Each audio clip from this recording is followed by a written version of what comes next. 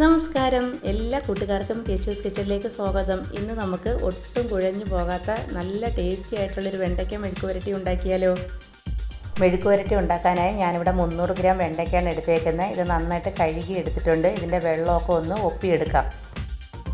ഇനി ഇത് ചെറുതായിട്ട് കട്ട് ചെയ്തെടുക്കാം. ഞാൻ ഈ ഒരു തിക്നെസ്സിലാണ് കട്ട് ചെയ്തെടുത്തേക്കുന്നത്.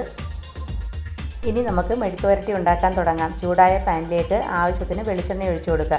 വെളിച്ചെണ്ണ ഒന്ന് ചൂടായിട്ടുണ്ട്. ഇതിലേക്ക് 1 ടീസ്പൂൺ കടുക് ചേർത്ത് കൊടുക്കുക. കടുക് ഒന്ന് പൊട്ടി തുടങ്ങുമ്പം ഇതിലേക്ക് 1 തണ്ട് കറിവേപ്പില ചേർത്ത് കൊടുക്കുക. ഇനി ഒരു സവാള ചെറുതായിട്ട് അരിഞ്ഞത് ചേർത്ത് നന്നായിട്ട് വഴറ്റിയെടുക്കണം. പെട്ടെന്ന് വഴന്ന് കിട്ടാൻ വേണ്ടി ഒരല്പം ഉപ്പ് കൂടെ ചേർത്ത് കൊടുക്കുക. ഇതിപ്പോൾ നന്നായിട്ട് വഴറ്റിയെടുക്കുക.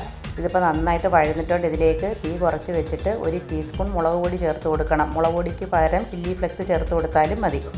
ഇനി ഇതിലേക്ക് നമുക്ക് അരിഞ്ഞു വെച്ചേക്കുന്ന വെണ്ടയ്ക്ക ചേർത്ത് നന്നായിട്ടൊന്ന് മിക്സ് ചെയ്യാം. ഇത് നന്നായിട്ട് മിക്സ് ആയിട്ടുണ്ട്. ഇനി മീഡിയം ടു ഹൈ ഫ്ലെയിമിലിട്ട് ഇത് നന്നായിട്ട് മൊരിയിച്ചെടുക്കണം. അടച്ച് വെക്കരുത് കേട്ടോ. അടച്ച് വെച്ചാൽ വെണ്ടയ്ക്ക അങ്ങ് കുഴഞ്ഞു പോകും. ഇതുപോലെ സമയമെടുത്ത് മൊരിയിച്ചെടുക്കണം. ഒട്ടും കുഴഞ്ഞു പോകാത്ത നല്ല ടേസ്റ്റി ആയിട്ടുള്ള നമ്മുടെ വെണ്ടയ്ക്ക മെഴുക്കുവരട്ടി റെഡി ആയിട്ടുണ്ട്. നിങ്ങൾ എന്തായാലും ഇതുപോലെ ഒന്ന് ട്രൈ ചെയ്ത് നോക്കണം. നിങ്ങൾക്ക് ഈ വീഡിയോ ഇഷ്ടപ്പെട്ടാൽ ലൈക്ക് ചെയ്യാനും ഷെയർ ചെയ്യാനും കമൻറ്റ് ചെയ്യാനും മറക്കരുത്.